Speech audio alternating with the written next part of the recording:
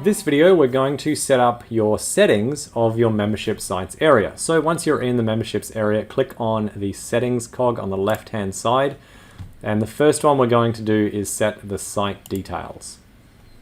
So under site details, you can customize quite a few things. You can change the title of your membership area. So we're going to call this the tutorial courses. I'm going to call this.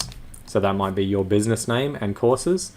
You can set a subdomain without a custom domain. What that means is that we will just give you a subdomain here under memberships.msgsndr.com.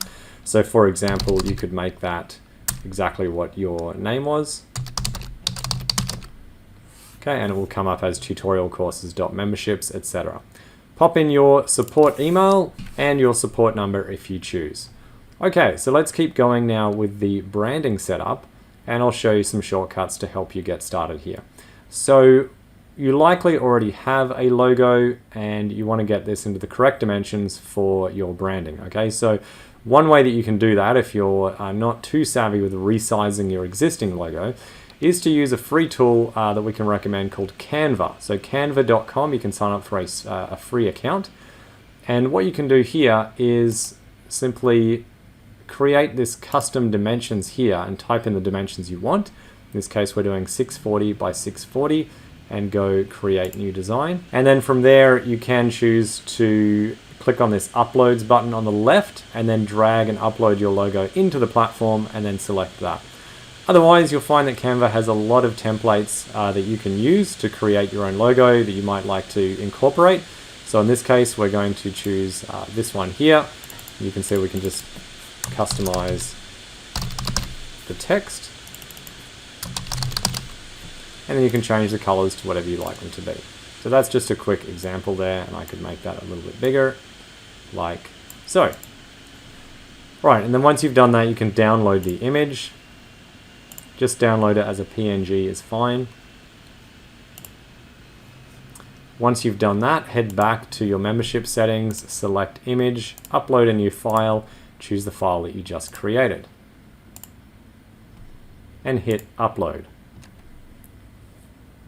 Okay, and that's the process there. You can repeat that process for the favicon. That's the little logo that appears in a web browser tab. If there's nothing there, it'll just appear as like a gray globe. All right, so that is optional. You don't need to do that. If you want to do that, you can repeat the process I just showed you, but using an image 32 by 32 pixels. So that's all we're going to do right here, and then we're going to click Save. Now, the next thing I'm going to show you is the more advanced setting with custom domains. This is quite simple, so you may choose to do it. So if you don't want to use this name, whatever your business is, memberships.msgsndr.com, what you can choose to do is set up a custom domain. Now, if you've already had a look at the video on connecting custom domains to your funnel pages or website pages, this is a very similar process. So I'm going to go through this quite quickly here, and if you need further reference, I recommend looking at the video on setting up custom domains for your platform. So the difference here is you will need to put it here, and it needs to be a different domain than what you're using in your funnels and your websites, right? So what we're going to do is we're going to use this arecord method here, and we're going to say we're going to use courses.tutorialfunnel.com, right? So if your business was yourbusiness.com, then you might choose to put courses in front of it, okay? And what that does is it providing a subdomain that is specific to your brand, and that is what your member sites will show up as, both on the offer pages and the logins to the products themselves. Okay, so what I do now is I'm going to create an A record on my DNS settings called courses that points to this number here. So I'm going to copy that number.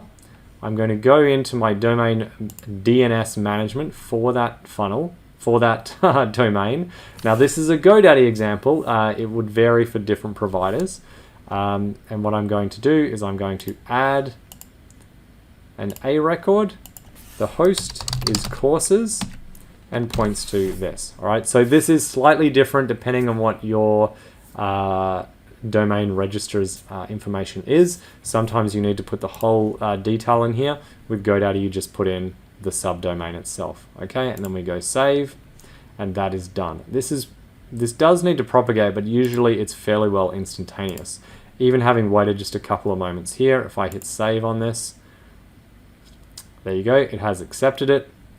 If it hasn't picked it up, you'll get an error just there, okay?